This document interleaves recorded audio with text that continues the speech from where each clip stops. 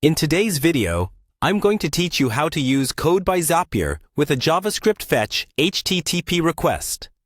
This guide will help you automate tasks on Zapier, utilizing the power of scripting to enhance your workflows. Let's dive in. First, we'll need to access Zapier, the platform where you can automate workflows by connecting different apps and services. Simply head over to zapier.com. Once there, if you haven't already, you'll want to log in. At the top right corner, find and click on Log In. This will bring you to the login page where you can enter your credentials. Once logged in, you should land on your home page or dashboard. Now that you're at the Zapier home, we're going to create a new workflow. From the left-hand side of the dashboard, locate and click on Zaps.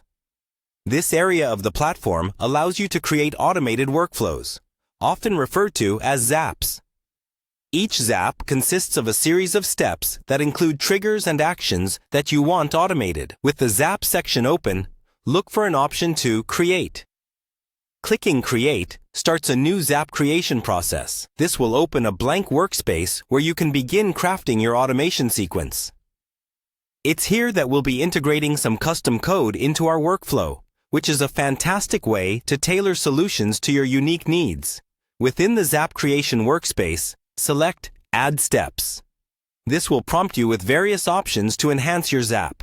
In the search bar provided, type in Code. What you're doing here is searching for the Code by Zapier app, which allows you to run small snippets of code as part of your workflow. When Code by Zapier appears in the search results, click on it. This action will add a new step to your Zap dedicated to running code. This feature is particularly useful if you need to perform calculations, handle data transformation, or make HTTP requests, which we will cover shortly. At this point, you're all set to start inputting your JavaScript code to perform a fetch HTTP request. The fetch request allows you to retrieve data from an API or send data to a server from within your automation. It's an essential tool for complex workflows that need real-time data exchange. And there you have it. You've set the stage for integrating JavaScript functionality within Zapier using Code by Zapier. By incorporating fetch HTTP requests, you can expand your automations to include almost any web-based interaction you can imagine. I hope this guide was helpful and you feel empowered to start automating using code in Zapier. Thank you for watching. And feel free to share any questions or thoughts you have in the comments below.